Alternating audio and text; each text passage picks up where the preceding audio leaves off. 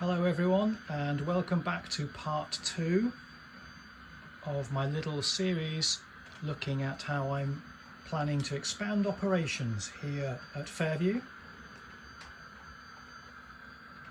And in today's video we have a BNSF service bringing some cars into town to switch out the local industrial park.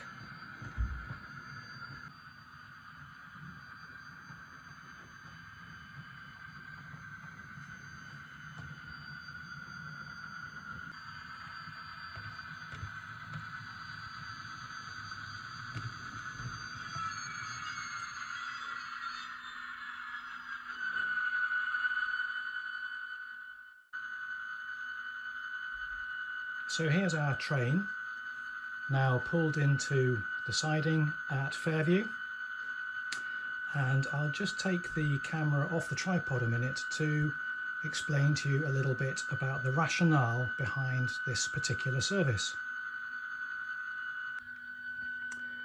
In my last video we had the Rocky Mountain lead coming north out of town, and then as it comes into the staging area, effectively this switch here becomes the lead up onto the Rocky Spur.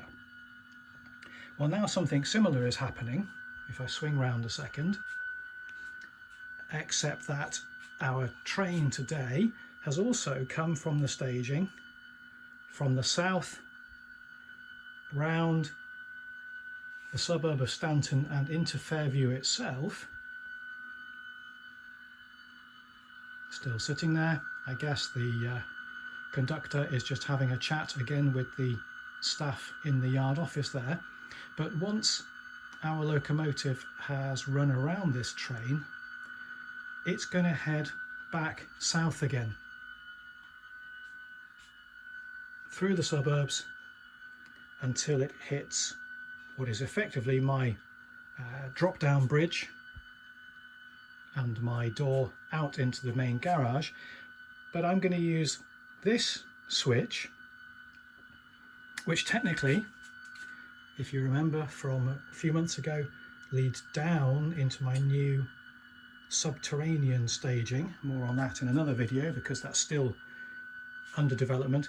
But this switch is now doubling up as the point where we deviate from the main line south of Fairview and into our new industrial park.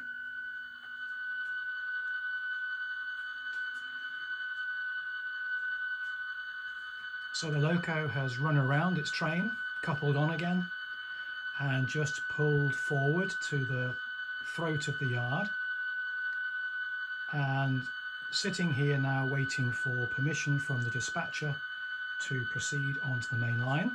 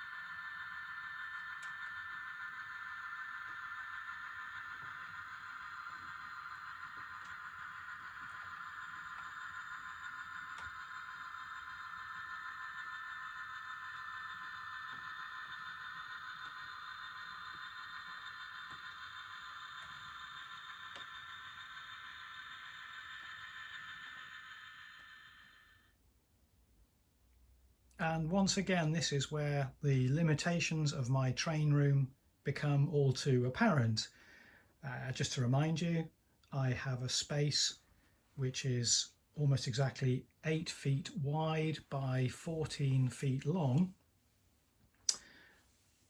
And if we're honest, for many people that would serve at best for a small switching layout based around, let's say, an industrial park alone. There are some wonderful examples of that out there on YouTube and people who blog their work and things. But I wanted the best of all worlds. I need to operate within these constraints for the moment. Basically what happens here is I manually switch out the incoming cars, the plastics hopper there, 2 box cars, a load of pipes, and then you saw earlier on there are 2 reefers on the back, and then they will get switched out for this small consist of cars here on this upper shelf. That's all it can be at the moment. But this is where I have plans for some expansion. So let me again switch off here, and I'm going to show you a track plan and talk about my ideas for going a little bit further. So this is the kind of track plan that I'm looking at. It's based on a track plan that was published in Model Railroader many years ago, and just allows for a train to arrive on the left-hand side there. That's the kind of the through main line, and then options depending on exactly how I put this into place, with options to switch out for maybe 5 industries. What those industries will be, I'm not yet sure. I've been hunting around on Google Earth and watching lots of videos on YouTube. It's great fun actually, just mooching around, trying to find things that might work, and then slowly but surely sort of zooming in on some suitable candidates. This one, for example, the packaging factory, PCA, I think operates all around the States, and there's a nice sort of empties in, loaded cars out operation going on there, for example. So we'll see. It's going to take me a while yet before I finally pin down what industries are going to be represented. I'm going to wait a while before I even start building the baseboards. But in the meantime, the planning goes on, and that allows me to start the operations, and that's the important bit after all.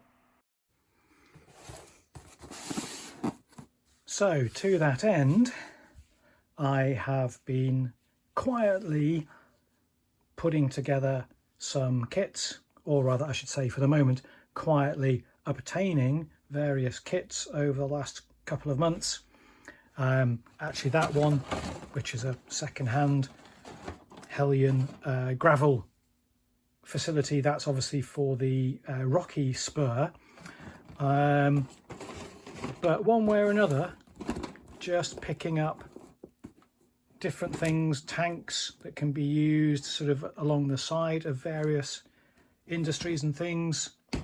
I got this, again, this was a second-hand Great West Models pre-cast concrete sections, and actually it comes inside the kit. If I just open it up, it is dozens and dozens, hundreds of pieces of these pre-cast concrete warehouses.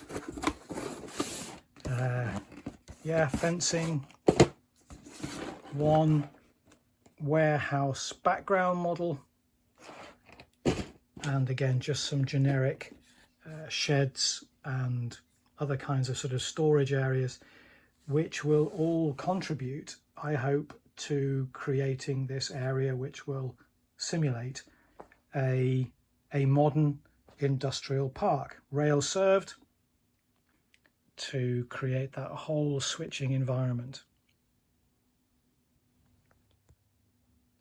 What it does mean as well is that I will have to then manually move cars from this part of the layout. At the moment, look, I just put them up there on the shelf. You can see just the beginnings of the first warehouse has been built there. Obviously at the moment I'm just lifting them from down here up to there.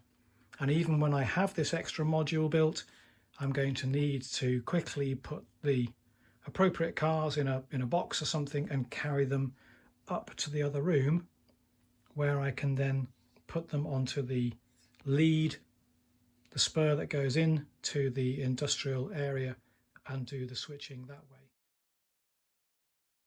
All these things are decisions that will be taken over the coming months, but it's an exciting development. At least it gives me the option to have much more meaningful movement of cars and trains in and out of Fairview proper.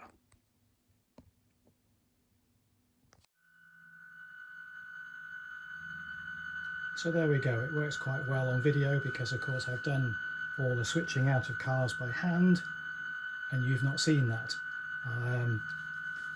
But hopefully with the new module at least I could do some of that switching for real. For now though, we just have to watch the train returning back to Fairview Yard with switching duties complete.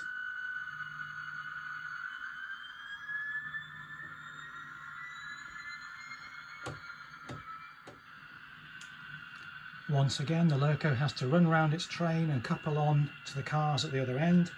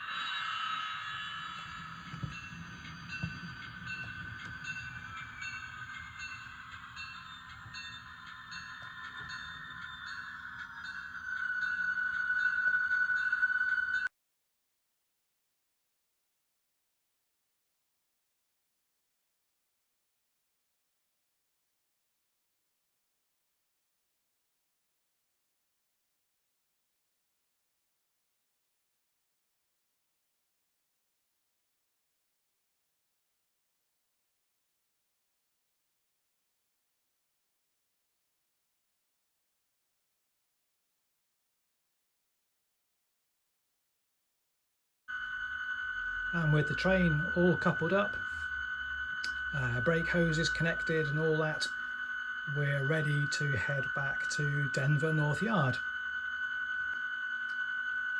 So I hope you found that useful. As always, if you've enjoyed it, please do click the like button, subscribe maybe if you haven't done yet.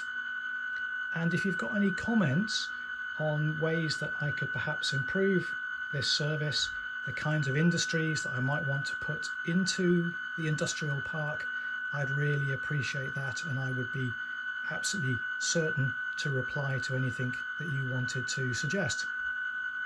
Thanks very much then. As always, enjoy your model making, and we'll see you again soon.